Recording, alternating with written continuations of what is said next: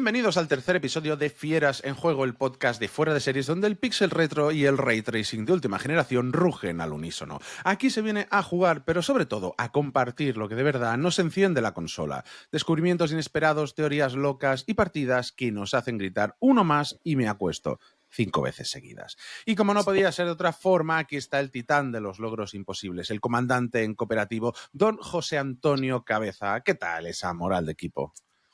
Bueno, hemos pasado por distintas fases. Todavía estamos enfadados, pero no me voy a adelantar porque el motivo del enfado lo vamos a ver en unos instantes. Pero está calentita la cosa, está calentita. Semanas calentitas en la industria, pero antes de empezar me gustaría recordaros algo muy importante. Si os gusta lo que hacemos, suscribíos a nuestro canal de YouTube y denle a me gusta, que es lo que más nos ayuda a seguir creciendo.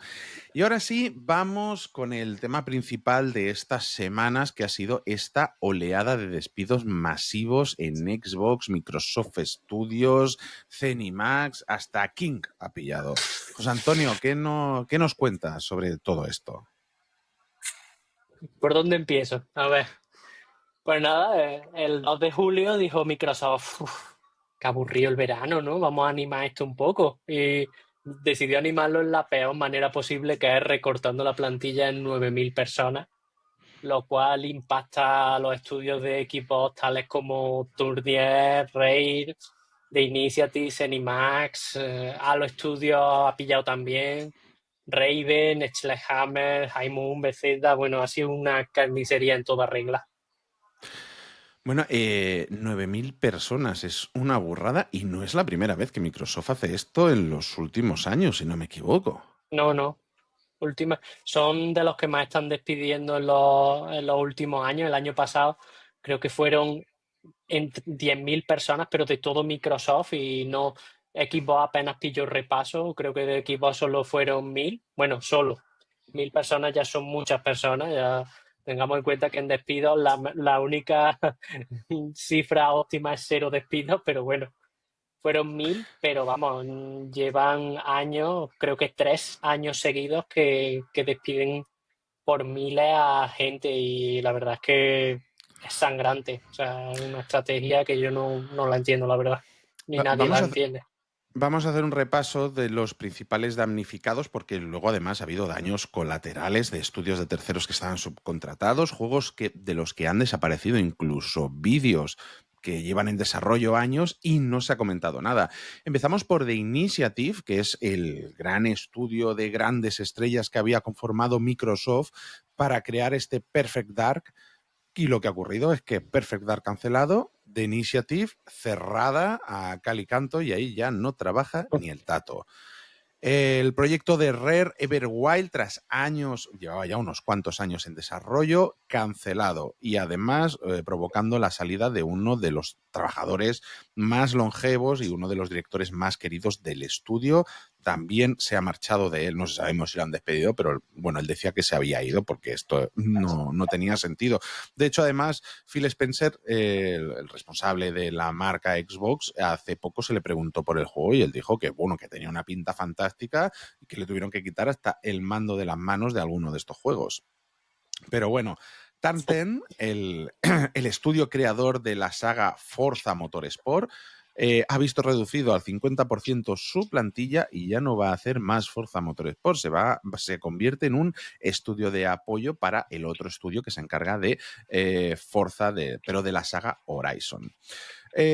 Más cosas. Zenimax Online se ha cancelado el proyecto Blackbird, uno de este que decía Phil Spencer que disfrutó muchísimo, y luego hemos visto cómo se ha recortado personal en los equipos de Halo, en el de Raven, Sledgehammer y Bethesda, que también ha tenido que paralizar varios títulos, incluyendo proyectos de terceros, como decíamos, como este Contraband, que se anunció hace unos años y del que no se ha vuelto a saber nada, y del que Microsoft ha retirado incluso su tráiler de anuncio de su canal de YouTube. Y además de King, el estudio King, que son los responsables de Candy Crush, ha visto mermado su estudio en 200 empleados menos, incluido el estudio, la sede que tiene aquí en Barcelona. Y yo no diré quién me ha contado esto, pero de conocidos que estaban casualmente en el edificio cuando empezaron a despedir gente delante de ellos. Todo muy feo. las maneras no han sido las mejores maneras que hemos visto. Equipos en los que por la mañana entraban a trabajar y se les cortaba el acceso a la comunicación interna de la empresa y los estuvieron esperando horas hasta saber que los habían despedido. Vamos, feo, feo, feo, José Antonio. Horroroso, vamos, es que ya es malo de por sí que te despidan, pero ya de que te traten así, que es, yo que sé, un mínimo de respeto y de dignidad, que son seres humanos, joder, no sé, que es todo tan... Uf, es que no tengo calificativo, es que quieren salir todas las palabras a la vez horribles que quiero decir y no pueden, es como el síndrome de los tres chiflados del señor Pan. Uf, no sé, es que llega un momento, ¿sabes qué pasa? Que antes me indignaba más, pero no es porque me moleste esto, es que yo creo que nos han acostumbrado a vivir en este sistema en el que se despide a gente aún demostrando que la empresa tiene beneficios, va para adelante, pero simplemente hay que contentar a los accionistas porque los accionistas quieren que la empresa genere cada año más dividendos, más ganancias y es que llegas a un momento en el que esto ya lo ves incluso normal. A mí es lo que más raro se me hace. Sí, sí, han entrado en una dinámica de que hay que maximizar beneficios y que los accionistas a final de año fiscal tienen que tener su bono y eso es intocable y si para tener su bono hay que echar a 1.000, a 2.000, a 9.000 personas, pues se le echa y Santas Pascuas, pero al señor que lleva la corbatita y que es lo único que hace es aporrear la mesa exigiendo cosas, ese que no le falte de nada. Los que hacen los juegos y hacen las cosas, eso a la calle. Al de la corbatita entre algodones. Sí, hablabas de los señores de corbata y lo que hemos visto también estos años ha sido estas contradicciones en el discurso precisamente de liderazgo. Phil Spencer y otros directivos han promovido una narrativa de apoyo a la creatividad y a la exclusividad, pero al final las decisiones recientes de estos 2 últimos años han incluido despidos, cancelaciones, cierre de estudios después de comprar un montón de estudios, incluso ahora no me sale el nombre, a ver si tú te acuerdas de aquel de Bethesda que sacaron aquel juego que era muy Sí, musical. tango. Tango, Tango. que sí, sacaron un juego, se llevó un montón de críticas positivas, premios, reconocimientos, discurso de estamos contentísimos con este equipo, todo, pero lo cerramos, porque no daba precisamente los beneficios que ellos querían. Entonces, ahí además de esto, la empresa se ha convertido en una third party multiplataforma y claro, al final todo esto yo entiendo que de cara a los inversores genera confianza porque lo que vimos inmediatamente después de esto fue que las acciones de Microsoft subieron como la espuma, pero sin embargo en la gente al final lo que acaba provocando es una desconfianza a nivel externa, pero también de los trabajadores, no ya de los accionistas, sino de los propios trabajadores, que claro, el ambiente no tiene que ser el mejor. No, la moral internamente tiene que estar por los suelos y luego a nivel de la gente, el daño reputacional que se le ha provocado a la marca, yo no sé cómo lo estarás viendo tú, pero es dantesco. O sea, yo últimamente veo mucha gente de los que son de equipos convencidos y que no los mueve de ahí y demás, que incluso están hablando mal de esto que ha pasado e incluso algunos cambiando de consola, cosa que es bastante impensable en gente que son los típicos que se meten en la guerrita de consola y demás, pues algunos el nivel de disgusto con esto ha sido tal que le ha llevado incluso a cambiarse a la competencia. Yo creo que la pena es que, jolín, justo ahora que empiezan a salir todas esas promesas que nos hicieron hace unos años de vamos a comprar todos estos estudios para volver a levantar esta marca, para hacer juegos grandes, para volver a estar ahí. Y justo ahora que parece que nos empieza a llegar todo esto, es cuando empiezan a llegar también los nubarrones a la empresa o este tipo de noticias. Claro, uno dirá, jolín, pues si la empresa tiene beneficios, ¿por qué pasa todo esto? ¿Por qué estos despidos? Bueno, pues según confirmaciones internas, no oficiales, Al final, lo que quiere la empresa es un enfoque estratégico en inteligencia artificial y parece que los recortes estarían vinculados en el plan de inversión de Microsoft de unos 80.000 millones de dólares en centros de datos y modelos de IA, priorizando esa área sobre el desarrollo de juegos. La IA de nuevo, José Antonio. Sí, la IA, mi gran amiga. Mira, yo es que no entiendo la estrategia con la IA. Yo, que por más vueltas que le doy, y mira que me toca muy de cerca por mi profesión y demás, pero es que de verdad que no lo entiendo la cantidad de dinero que se está echando en una cosa que honestamente está demostrado que no está dando los beneficios que ellos esperaban. O sea, no produce ese retorno de inversión y aún así siguen redoblando la apuesta, construyendo más data centers. Yo es que no entiendo qué esperan que pase, que en algún momento esto se dé la vuelta como en las pelis malas, muy malas, que al final de mala que es buena y se dé la vuelta y empiece a dar dinero porque sí, porque es que no lo está dando y yo creo que no lo va a dar, porque además mm, el enfoque que dan es meter la IA en sitios donde no hace falta, con calzador, mm, sin funcionar de la mejor manera. Es que no se entiende por qué sigue aumentando la apuesta por la IA.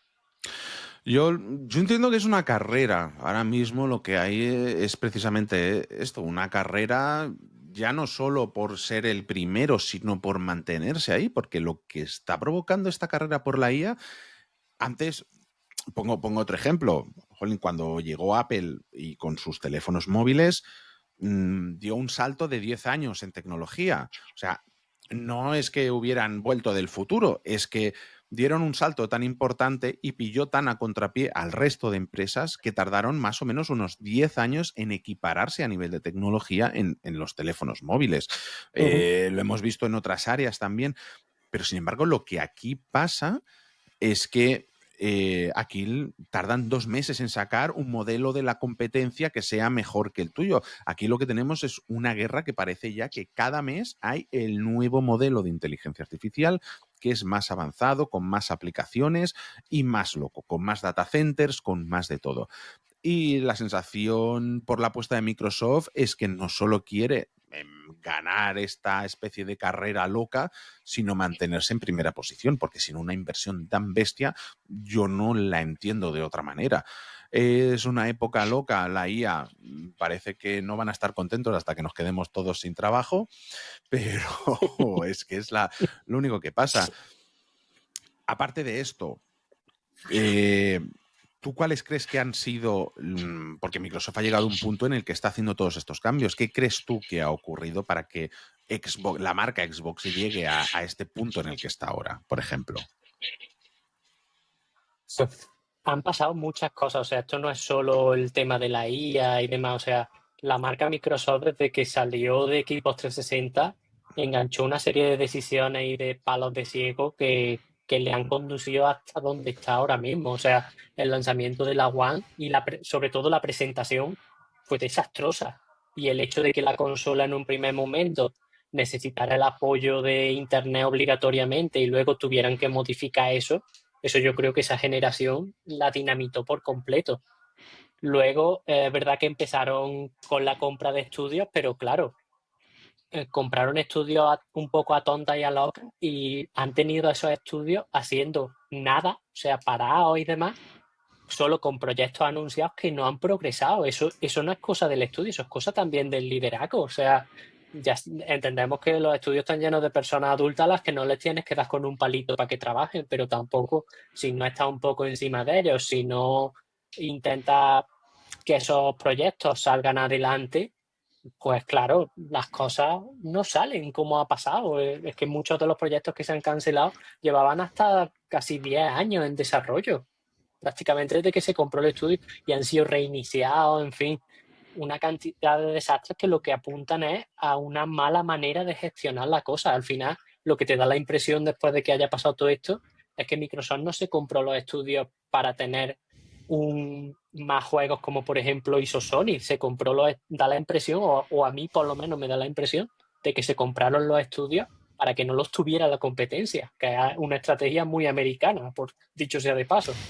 Y luego sí, Y el tema de series, ya siguiendo, parecía que iban a remontar, pero luego hacen una apuesta que todas las cosas que sacan van en contra del formato físico y casi un poco en contra del hardware, porque se quitan, claro, yo entiendo que si haces una apuesta por tantos estudios y una inversión tan grande, tienes que verle la punta en algún momento y de ahí que saquen los juegos en PlayStation 5 y en Steam y demás. Pero eso es un tiro en el pie de cara a vender tu consola. O sea, es que no tiene sentido si quieres vender un hardware y mucho menos adoptar un lema que todos lo sabemos que es esto es una Xbox.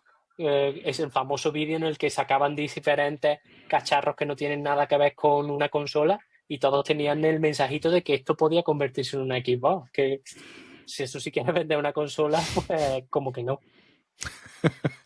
Sí, luego hemos tenido, por ejemplo, voces de algunas vacas sagradas, vacas gordas de la industria como Chris Avellone, cuestionando sobre todo el modelo y la dependencia del Game Pass, de esta suscripción al estilo Netflix de juegos. Yo sinceramente nunca lo vi coherente, porque hacer una serie cuesta muchos millones, pero el acceso es relativamente barato a ella, ¿sabes? O sea, siempre al final pagas una cantidad mínima y puedes ver todas las series, pero claro, hasta hace muy poquito, ahora sí que puedes jugar en streaming o desde el PC o incluso desde una tele, pero hasta hace muy poquito, si tú querías acceder a Game Pass, tenía que ser accediendo a una consola que no era tan barata. O sea, la barrera de entrada era mucho más grande. Y al final se ha visto que estos últimos años los juegos que hemos tenido en catálogo, no sé yo si han acabado de justificar el pago, que ha ido incrementándose bastante.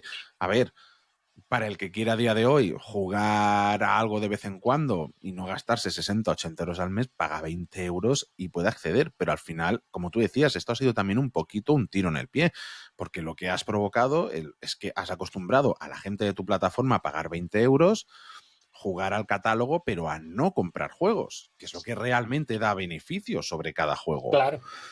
Entonces, yo no Y sé hay, cómo has visto tú toda esta dependencia del Game Pass, a la que Sony no ha querido entrar nunca en los juegos día uno, pero parece que se le exigía que tenía que tener su propio Game Pass desde el periodismo especializado y desde el fandom online, y a la que Nintendo ha dicho, yo a ese barco no me subo. Nintendo directamente le ha dicho, sí, sí, ahora va, ahora va. Siéntate, siéntate que a lo mejor te cansa, ¿eh? Y yo, a ver, el Game Pass puede tener cosas positivas como gente que no tenga un poder adquisitivo que se pueda permitir un juego día uno y demás, o juegos todos los meses que pueda acceder a un catálogo de juegos apañado. ¿Cuál es el problema? Y que ahora yo le veo más grande y que siempre ha tenido desde un inicio, pero que ahora es todavía más sangrante. Tú no puedes sacar tus juegos AAA el día uno, por mucho que eso venda el servicio y venda la consola. Pero es que con la estrategia que tiene ahora, de que la consola la estás tratando prácticamente con la punta del pie, que saque el juego día uno en Game Pass, es que tiene todavía menos sentido. ¿Qué pretendes? Porque antes, por lo menos, podías entender que eso de sacar el juego día uno en Game Pass te iba a provocar que a lo mejor se vendieran más consolas, pero ahora ¿cuál es el sentido? Si está el día uno en Game Pass y a ti te da igual si se vende o no la consola porque el Game Pass ya lo has puesto hasta en las tostadoras. ¿Por qué sigues sacando los juegos tochos que te cuestan cientos de millones de desarrollo el día uno en Game Pass? Que no tiene sentido. Yo entiendo que se prometió una cosa al principio y que ahora si dicen que no y se vuelven atrás, pues la gente se les va a echar encima, pero es que yo creo que más encima que los tienen ahora no los van a tener. Yo esa decisión la recularía, pero vamos, sin ningún tipo de género de duda. Y luego el tema del Game Pass a largo plazo, los desarrolladores se están quejando de que devalúa los juegos cosas malas. Porque, claro, si tú tienes por 20 euros un montón de juegos, por mucho que te guste un juego, los que nos compramos los juegos después de jugarlos en un servicio así somos 4 personas, como mucho. El resto dice, ah, pues ya lo he jugado gratis, que me quiten lo bailado. ¿Tú crees que veremos en un futuro a Microsoft reculando y sacando los juegos de día uno de Game Pass, incluso de la suscripción más cara, que es a donde están ahora mismo. No, claramente, sinceramente no lo veo, porque yo lo que veo es que ellos lo que quieren es vender suscripciones de Game Pass a cholón, y esa estrategia de retirar los días uno solo los vería si en la próxima consola se plantan y dicen, no, no, es que ahora queremos vender hardware. Mm. Pero la verdad es que el camino que están tomando de convertirse en una third party tocha me dice que no van a tirar por ahí, que van a sacar un Incluso, hardware. incluso Sí, no, no. algo intermedio, que si tienes Game Pass, la novedad te cueste más barata, te cueste 30-40 € en vez de los 80 que se han establecido ya un poco de media hora. Eso sí podrían hacerlo, pero es que aún así, no sé, no les veo.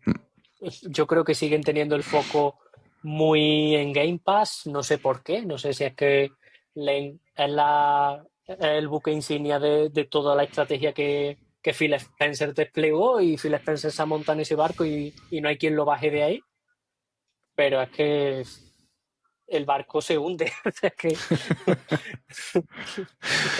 el barco ha flotado durante mucho tiempo a duras penas, pero es que últimamente se está hundiendo. Bueno, veremos a ver qué es lo que pasa. Son noticias tristes, sin ninguna duda, para la industria, que han sacudido este verano. Un momento extraño porque ha caído ahí en medio después de ese no E3 que tuvimos y antes de la Gamescom.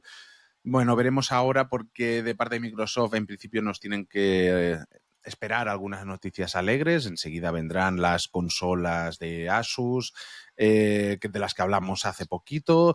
Tendremos juegos de cara ya empezando en septiembre con algunos bastante potentes que nos tienen ilusionados. La nueva consola, veremos a ver cuándo la anuncian. Igual dicen que la anunciaban a finales de este año.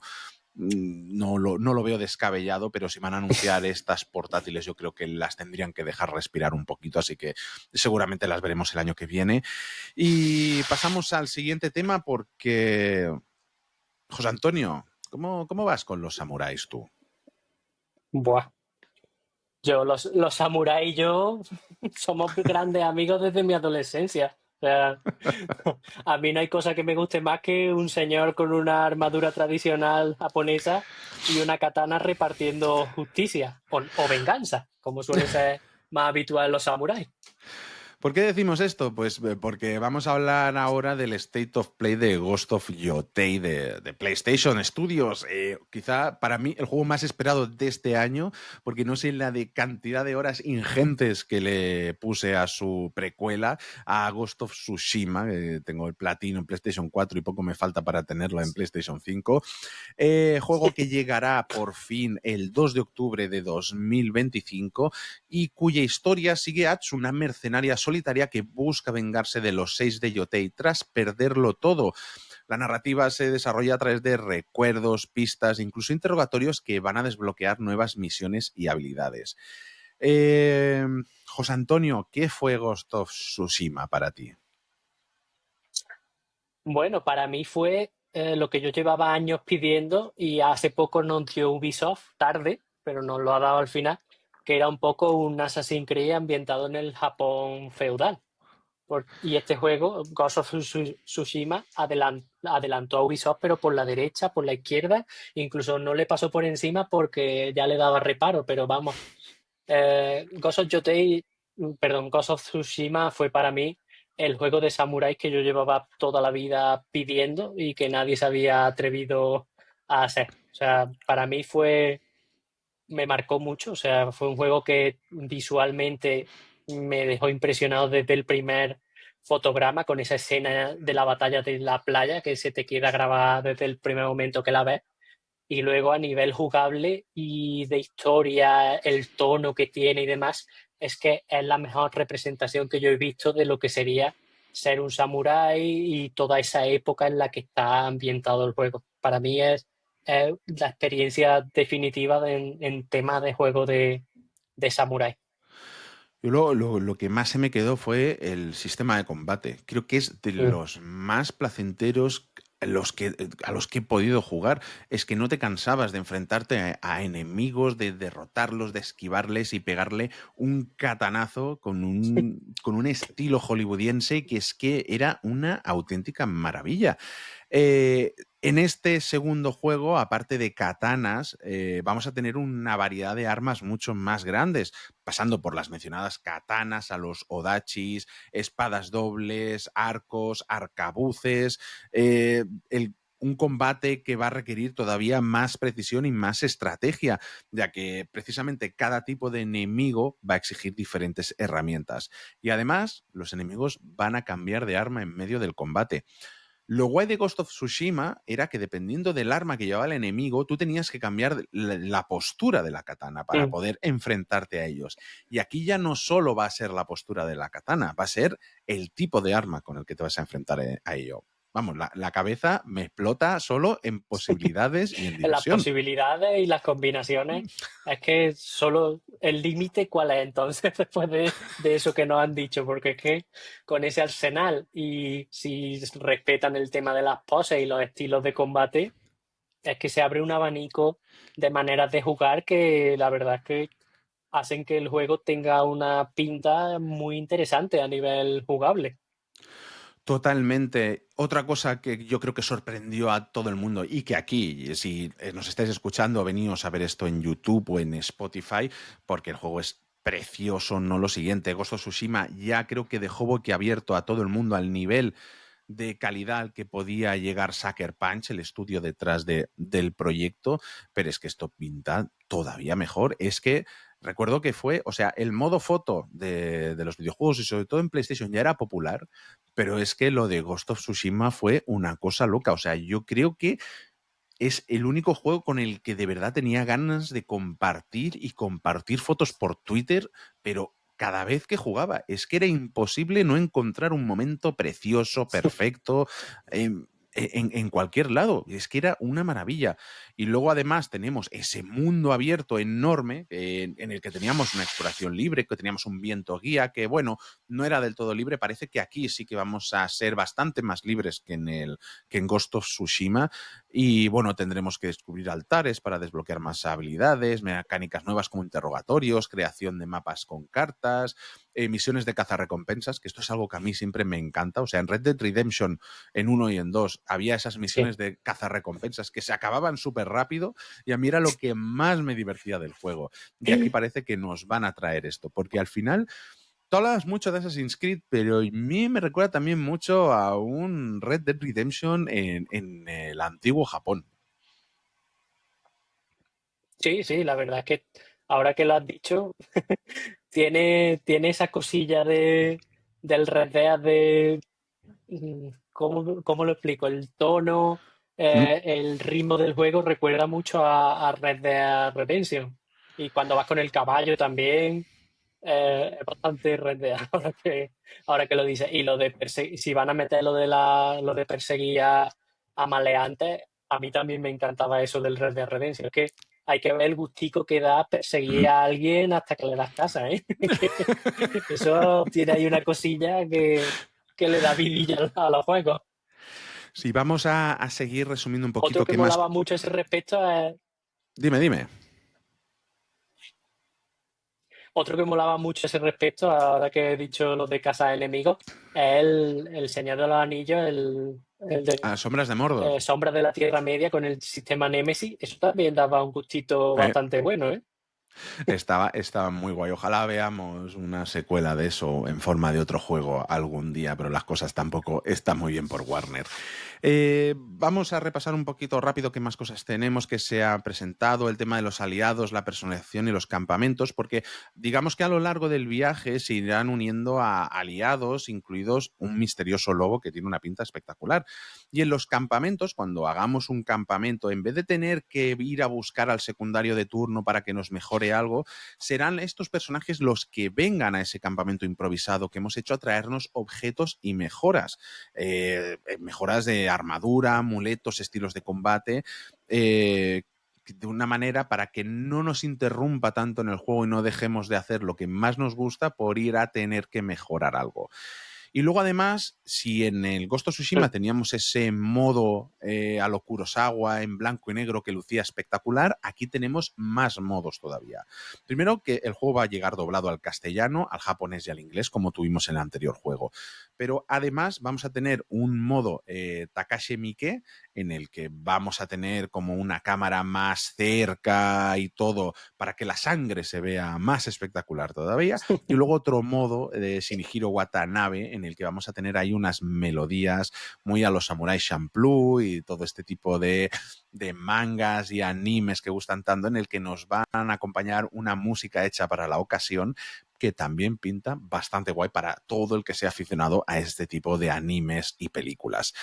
Además, vamos a tener... Dime. ¿O lo he dicho al El revés? servidor es Ah. aficionado a ese tipo de anime y películas. Yo con ese modo me lo voy a pasar en grande. Además, más cosas que se han anunciado, unas ediciones especiales y coleccionistas. Vamos a tener 2 modelos de consolas PlayStation 5 de edición limitada, 2 modelos, uno dorado y otro como un veteado negro, que la verdad es que están preciosas, 2 mandos DualSense también con las mismas decoraciones, que yo creo que alguno va a caer. O sea, mi mando ha sido el que me vino con la PlayStation 5 y creo que va a ser la ocasión especial para cogerme uno diferente. Y luego tendremos también unas cubiertas temáticas para la consola. Si ya tenemos la consola, pues simplemente comprar una cubierta que, hombre, sale mucho más barato. Todo esto estará disponible el día de lanzamiento, el 2 de octubre de este 2025. Vamos, un reclamo para fans y coleccionistas, que creo que si algo consiguió Ghost of Tsushima es crear ganas de una secuela de un juego que, preguntes a quien le preguntes que ha jugado, lo único que te dice es que vaya enganche que se pegó con el juego. Sí, es raro Y encontrar a alguien que te diga que el Ghost of Tsushima no le emuló. normalmente es alguien que no lo ha jugado, ya te lo digo. Y pasamos ahora a Nintendo, porque se ha anunciado algo muy esperado por los fans y así, de imprevisto y con nocturnidad, es el cast de la película de The Legend of Zelda. ¿Qué nos puedes contar, José Antonio, de esto? Bueno, pues después de muchas especulaciones y gente poniendo fotos, haciendo Photoshop, poniéndole el traje de Link y el traje de Zelda y demás, pues el señor Miyamoto, aquí nuestro ilustre Miyamoto, llegó y dijo: "Ch, dejarse ya de especulaciones que ya los tenemos elegidos". Y los actores son para Zelda una chica llamada Bo, a ver si lo digo bien, Bo Bragason, que tiene 21 añitos, es británica y se la ha podido ver en series como Nell o... No, Sí, es Nell la Renegada. Es una sola serie, perdón, que lo he vale, apuntado yo, de Disney vale. Plus. Nell la renegada de Disney Plus. Y luego para Link, o para los que siguen diciéndolo mal después de veintitantos años, para Zelda chico, tenemos a Evan Ainsworth, de 16 años, también británico, y al que se le ha podido ver en la primera temporada de Sandman, la adaptación de Netflix. ¿Tú qué Sí, opinas además tenemos... de estos Yo fichajes? no lo sé, yo creo que es gente prometedora. Creo que está bien que sea gente que no sea muy conocida, Mm, básicamente porque si fueran muy conocidos como los fans querían, todo giraría en torno a ellos y no sería tanto la película como ellos en la película. Entonces yo creo que está bien. Son actores más desconocidos, también eso permite abaratar costes de producción de la película, son sueldos más baratos, evidentemente, y puede ir más destinado a otras áreas. mm, Yo no sé qué esperar, creo que la película de Super Mario les ha salido muy bien, tenemos una secuela en preparación. De director tenemos a Wes Ball, el director de la trilogía del Corredor del Laberinto y de la última del Planeta de los Simios. Creo que pinta bien a priori, creo mm. que en este caso Nintendo ha visto con buenos ojos la estrategia que empezó a tener Sony de cara a series y a películas que parece que por fin se los tomaban en serio y se han quitado ya ese San Benito que tenían de la antigua película de Super Mario, de la que nadie quiere acordarse normalmente. Que yo vi de crío y a mí, claro, de crío me gustó. Ahora no me atrevo a verla, también te lo digo.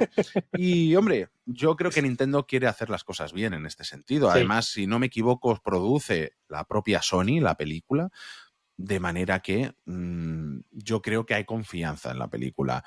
Mm. Como todo lo que pasa cuando algo tiene muchos fans, pues bueno, pues a la que veamos un tráiler empezarán los gritos de este no es mi Zelda, estos no son los personajes con los que yo he crecido, bli, bli, bli, bla, bla, bla, tonterías. Habrá que esperar a que se estrene la peli para ver si está bien o no está bien. Y de momento, pues tengamos algo de esperanza y confianza, que es lo que toca. Y como decía el mismo Miyamoto, pues bueno, pues que hay que estar ilusionados, hombre, Claro. que seguro que lo hacen bien. No son malos actores, tienen, para ser jóvenes, ya tienen una larga trayectoria trabajando en series y en cine, así que un poquito de confianza, que nunca, nunca viene mal esto. Y vamos a pasar ahora a un par de análisis que tenemos aquí o de impresiones. José Antonio ya nos habló la semana pasada de Chronicles of the Wolf, si no me Ujú. equivoco, un juego que está en PlayStation 5, Nintendo Switch y PC y que muy amablemente nos ha cedido Meridian Games para este análisis y del cual José Antonio ahora nos va a hablar un poquito. Sí, en el anterior programa solté así un pequeño teaser de que estaba jugando, pero ya lo he terminado y ya puedo hablar más en profundidad. Bueno, pues Chronicles of Wolf, para todo el que le interese o quiera saber un poco de qué va, es básicamente un homenaje a los Castlevania, ¿vale? Está desarrollado por unos chicos que han formado un estudio independiente llamado Migami Games. Son solo dos personas, con lo cual a mí, por ejemplo, que tengo un fetiche con los juegos desarrollados por una persona o dos o incluso tres, la verdad es que es un plus porque yo admiro muchísimo a ese tipo de gente que siendo una sola persona o siendo un equipo reducido te dice, me da igual, yo me voy a meter en el berenjenal que es desarrollar un juego, que no es fácil, aunque lo veamos muy fácil cuando lo metemos en la consolita, desarrollar un juego tiene mucha, mucha tela. Bueno, pues estas dos personas formaron Migami Games, un estudio que está afincado en París, ¿vale? No es su primer rodeo, por así decirlo. Ellos han desarrollado unos cuantos juegos, pero eran más bien unos fangames. En concreto, desarrollaron dos secuelas de Haunted Castle 2 y Haunted Castle 3. Y luego su propio Castlevania, que se titula Castlevania de Lecarde Chronicles 1 y 2, ¿vale? Tienen dos partes de eso.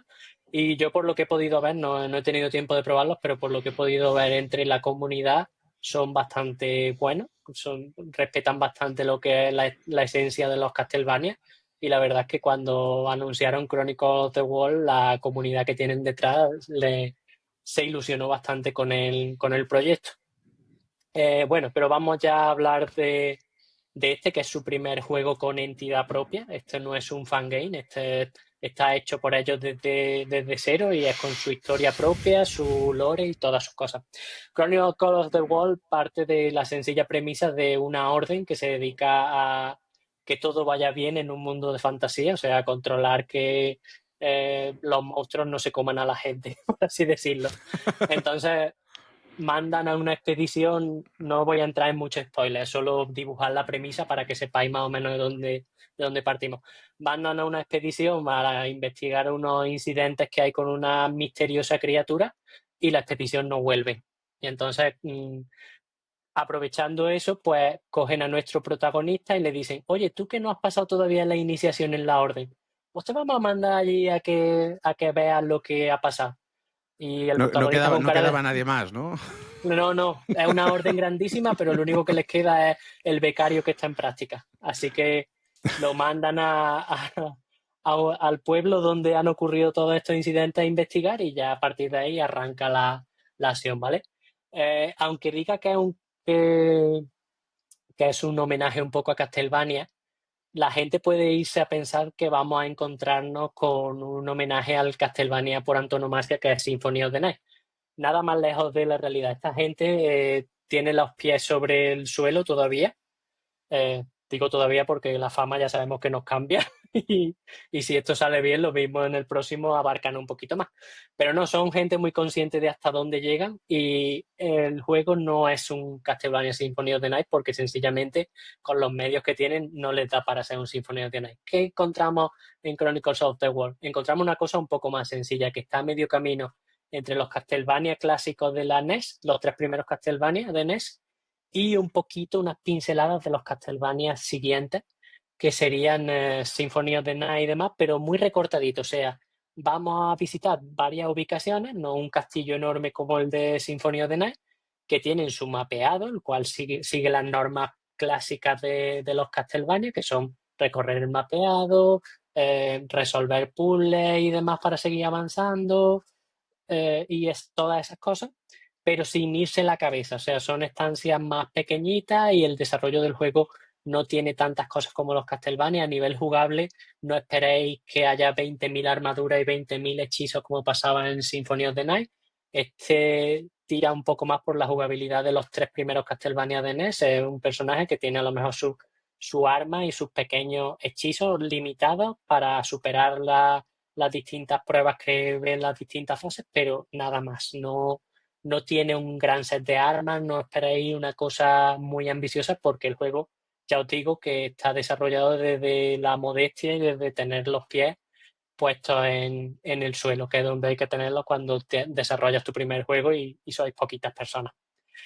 Eso a nivel jugable. Por lo demás, el juego es muy entretenido, es muy divertido y para todo aquel que vaya buscando algo como lo que he dicho, lo va a encontrar muy satisfactorio. A mí la verdad es que me ha gustado mucho porque es una experiencia muy más ligera que, por ejemplo, meterte en un Castlevania clásico, pero que entretiene mucho. Luego, a nivel visual, como se ha podido ver en el vídeo, han tirado por el pixelar, pero claro, volvemos a lo que decía antes, al ser un estudio modesto, el arte llega hasta donde llega. O sea, para mí la única cosa que chirría un poco del juego es que artísticamente le falta un puntito. O sea, tiene muy buenas ideas, tiene muy buenos diseños, sobre todo a nivel de Final Boss, los enemigos finales están muy bien, pero el pixel art y las animaciones se nota que le falta ahí un poquito, un plus de calidad o de rodaje, porque también tengamos en cuenta que es su primer juego. Lo mismo en el siguiente juego, ya han tomado buena nota de lo que han hecho aquí y las animaciones y el arte está un poco más trabajado. Pero bueno, que eso no es impedimento para que el juego sea perfectamente disfrutable, no da ningún problema a nivel gráfico. Yo lo he jugado en la Nintendo Switch y va perfectamente fluido, no hay cuelgues, no hay ralentizaciones, nada de nada, todo bien. Y luego el otro apartado que este sí destaca y me ha sorprendido gratamente es el sonoro. Uno de los chavales que trabajan en Mikami Games es el que se ha encargado de todo el apartado sonoro y la banda sonora. Y la banda sonora sí que es verdad que ahí bebe bastante de los Castlevania clásicos. Tenemos temas un poco, no sé, quería decir operísticos, pero no son operísticos. Es como el típico tema épico de castillo, no sé si me explico, así con un poco más grandilocuente y épico, pues esos Bueno, temas le están. lo que suena a nuestra cabeza cuando visitamos un castillo de vacaciones en Eso Escocia es, o en Zaragoza, por ejemplo. claro, señores de canto gregoriano ahí cantándote una melodía súper épica, pues eso es lo que es más o menos la banda sonora de este juego. Y la verdad es que acompaña muy bien. No, a pesar de que he dicho que ahí han metido un plus, no se han flipado tampoco. No, no vas a entrar en una taberna y te va a sonar ahí una melodía súper épica y demás. Está muy bien medida la música y los tiempos de la música, la verdad.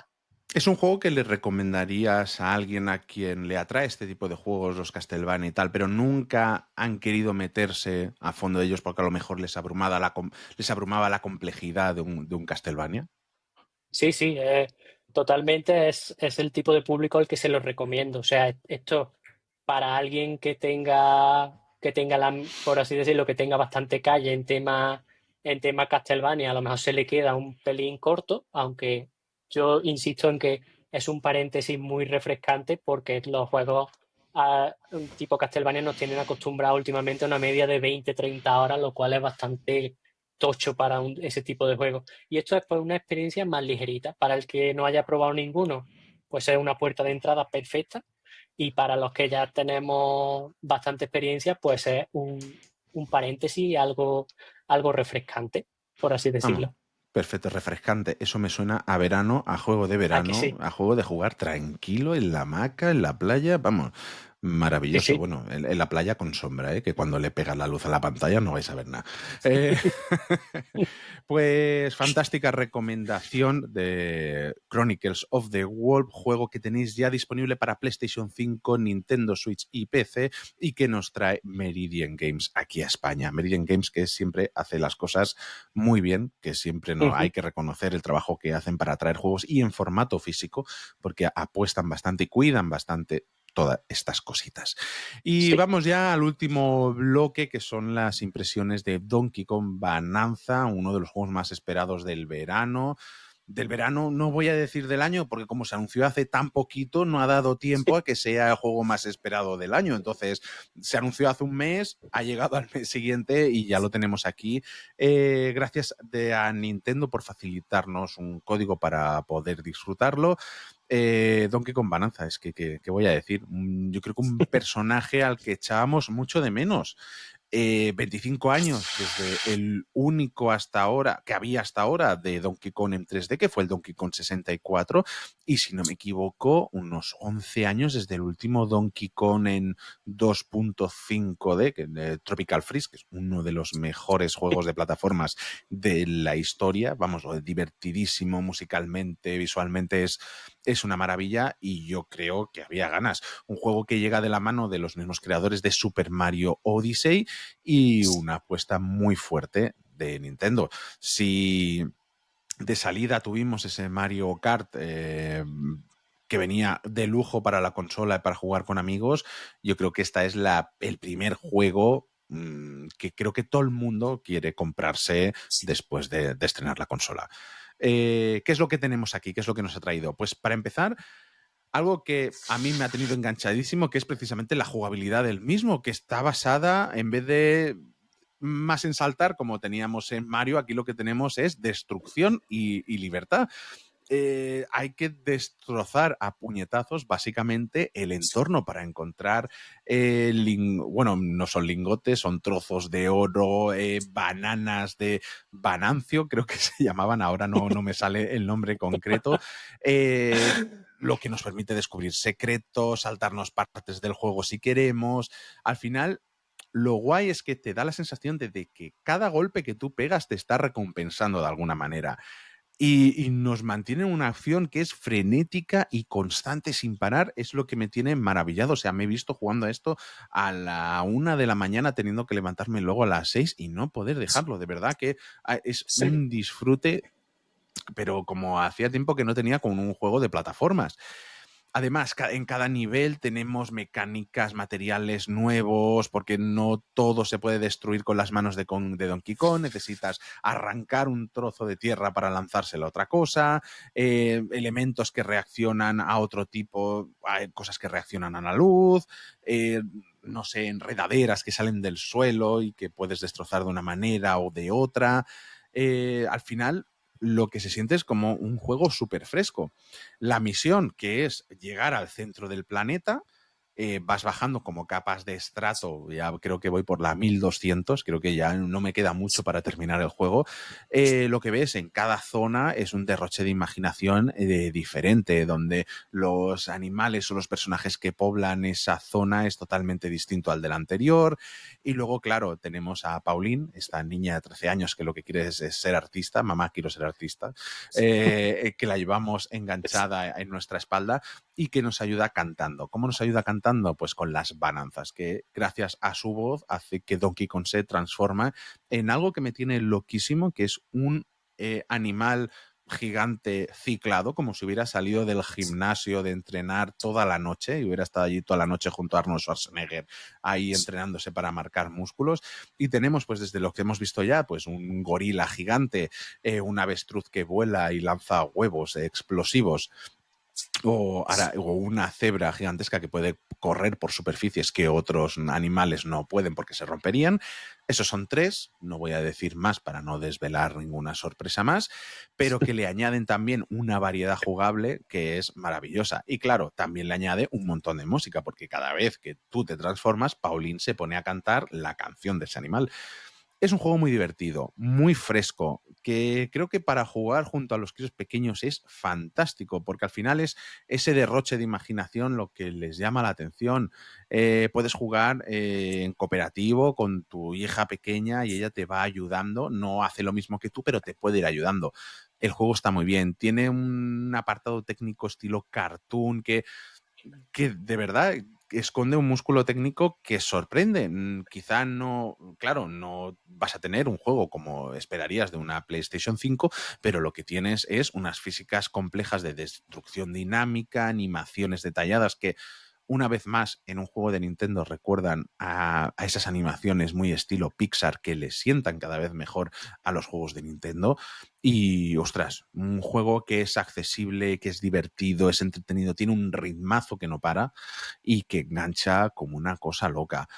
¿Qué más cositas tenemos? Pues tenemos una duración desde las 12, 15 horas en las que te puedes acabar la historia principal hasta más de 20, hasta, bueno, no se iba a decir 25, pero creo que son más si lo quieres hacer todo. Hay como 455 plátanos, o no, mentira, me miento, hay unos 700 en total de los que puedes encontrar.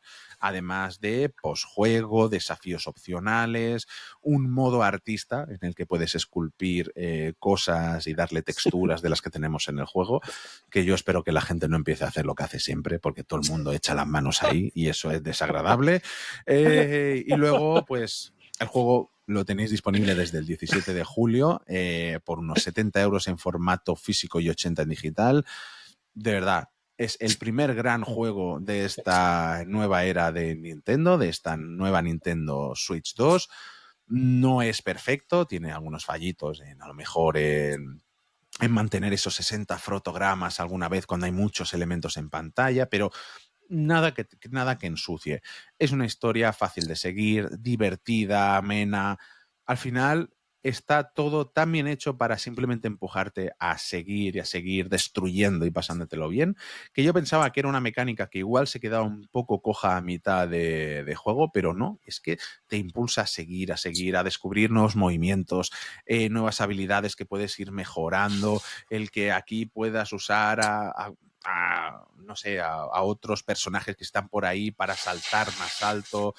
Está muy bien, yo me he divertido muchísimo. Traeré una crítica mucho más completa, pero estas son nuestras primeras impresiones de este Donkey Kong Bonanza que me tiene enganchadísimo.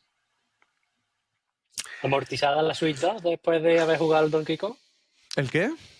¿Amortizada la Switch 2 con el Donkey Kong? Yo creo que amortizadísima. No solo eso, me he pedido el mando Pro para jugar más cómodo todavía en la tele. En la tele, mi tele es una OLED de 55 pulgadas. Se ve de lujo, se ve de escándalo el juego. Ya te digo, es que al final yo creo que están llevando los juegos de Nintendo cada vez más a esa dirección artística que trata de recordarnos una serie de películas de estilo de animación que le sienta muy bien, que precisamente con este nuevo rediseño que ha tenido Donkey Kong va más de la mano con la película, que todo el mundo pensaba que a raíz de la película se había rediseñado Donkey Kong y resulta que ha sido al revés. El juego lleva 5 años en desarrollo, pues, que estaba planeado para Switch 1, pero al final la consola no daba para más y no se ha podido hacer en Pobrecita. Switch 1 y lo hemos tenido por fin en Switch 2 y no sé, yo estoy deseando ver qué nos traen ahora. Que vuelva un Luigi's Mansion 4 es lo que más ganas tengo de Nintendo, y ese Metroid Prime 4 que viene bueno, no tenía fecha creo todavía, pero seguramente a No, la vuelta pero del yo creo que verano. para Navidades lo veremos. Espero, Creo que sí, para... sale este año, pero no tenemos todavía fecha oficial. Muchas ganas después de este, ostras, total confianza en ver qué nos propone Nintendo en la próxima, la verdad.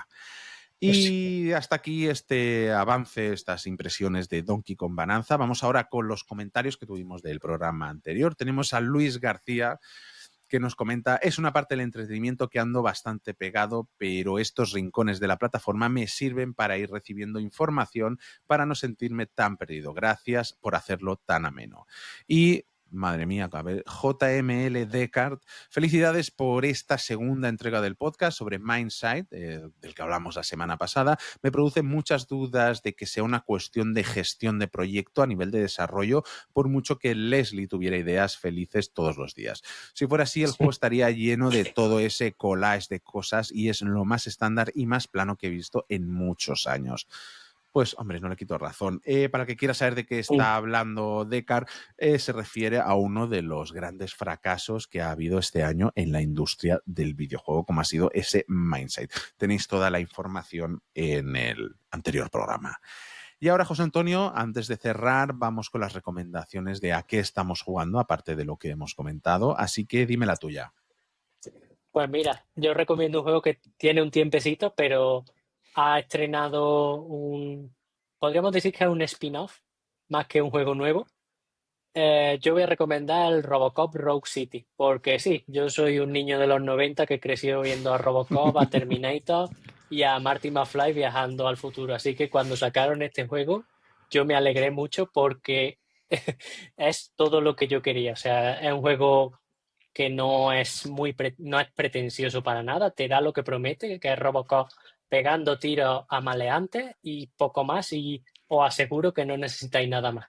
Darle sin miedo porque es un juego muy, muy divertido y entretenido, y para todos aquellos que disfrutamos de la película de la primera y la segunda, sobre todo, la tercera ya tal, vais a disfrutar mucho el juego, porque para mí yo creo que es la tercera película espiritual este juego. Pues apuntado lo tengo. Bueno, de hecho creo que lo tengo comprado, lo tengo pendiente de jugar porque efectivamente tenía bastante buena pinta. Y mi recomendación es Split Fiction, de los creadores de It Takes Two, juego del año de hace unos añitos, y que nos vienen con esta especie de secuela, que al final no es una secuela tal cual, sino más bien espiritual.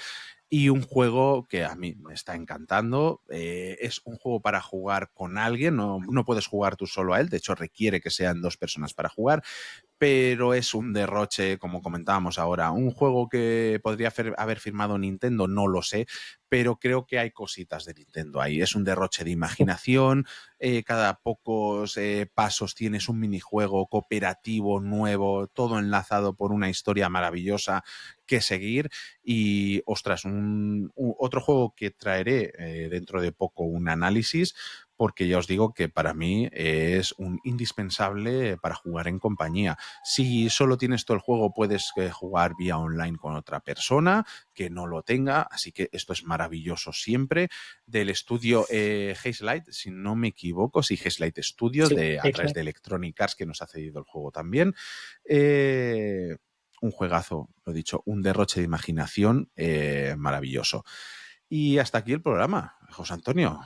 ¿Ves? Yo te dije que íbamos a tardar una horita y una sí, horita hemos tardado. lo tienes medidísimo, vaya, y eso que nos hemos explayado en el RAM de Microsoft. Pues José Antonio Cabeza, muchas gracias por acompañarme en este tercer programa de Fieras en Juego. A ti por permitirme desahogarme. Y esto ha sido todo, como os decía, en este tercer episodio de Fieras en Juego. Querida audiencia, recordad pasaros por nuestro chat de Telegram, en el que más de 2000 personas hablamos cada día de series, en telegram.me/fuera de series. Más de 2000 personas, perdón que no lo había dicho. Ya hablamos de todo, de series, de juegos, de películas, de lo que sea. Y pasaros por fuera de series.com y por nuestra tienda, fuera de series.com/tienda, donde seguro que tenemos algo que os gusta. Muchas gracias por escucharnos y recordad, tened mucho cuidado ahí fuera.